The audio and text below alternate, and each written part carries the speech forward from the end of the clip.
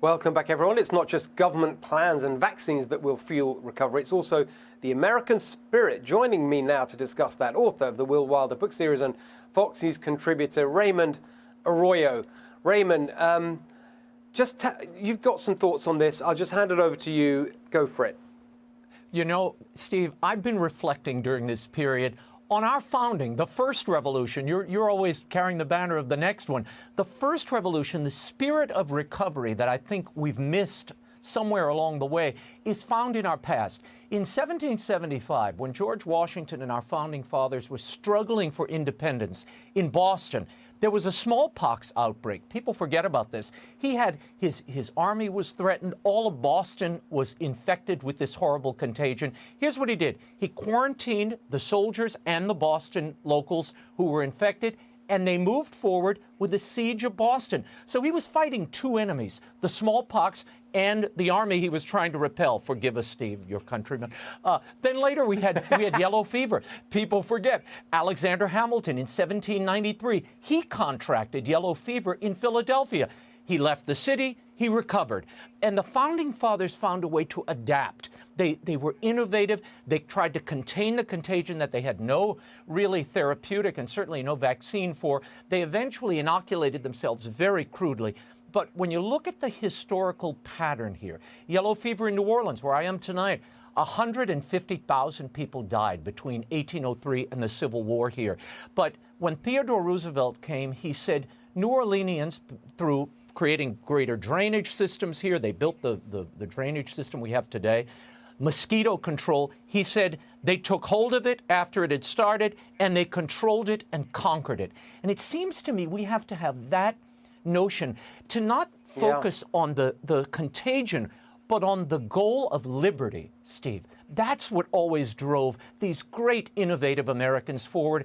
And it reminded me of John Adams, whom himself battled smallpox. He wrote this in 1765. Liberty must at all hazards be supported. We have a right to it derived from our Maker.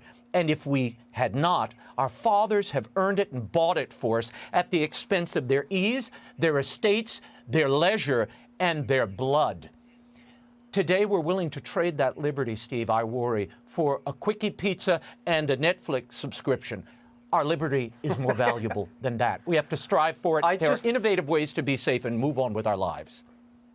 Really well said. And by the way, Raymond, you're reminding me what I love about this country, why I'm so proud to be here, literally why I've decided to become an American citizen. And by the way, I don't take the British stuff, the old British stuff personally at all, because my parents were Hungarian immigrants. So all that old stuff, that wasn't my people. OK, so you can be as rude as you like about You're absolved about on this Memorial Day weekend.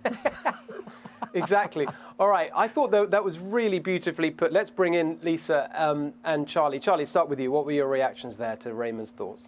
Well, look, Raymond's exactly right. The pursuit of liberty is paramount for our country. Recently, Mayor Eric Garcetti said you have to earn your freedom back. Think about the significance of him saying that. No. We have freedom naturally. We have natural rights. That's the whole point of our country, is that the Declaration of Independence, the birth certificate of our nation, said the laws of nature and nature is God. It was such a categorical difference of saying, no, you, the government, we actually create you as human beings, so we have natural rights in the state of nature. And what we see right now is we have to get back to that pursuit of liberty, away from this authoritarian, technocratic nonsense where they say, two people in a boat, you can't go on wet sand, you can no longer skateboard.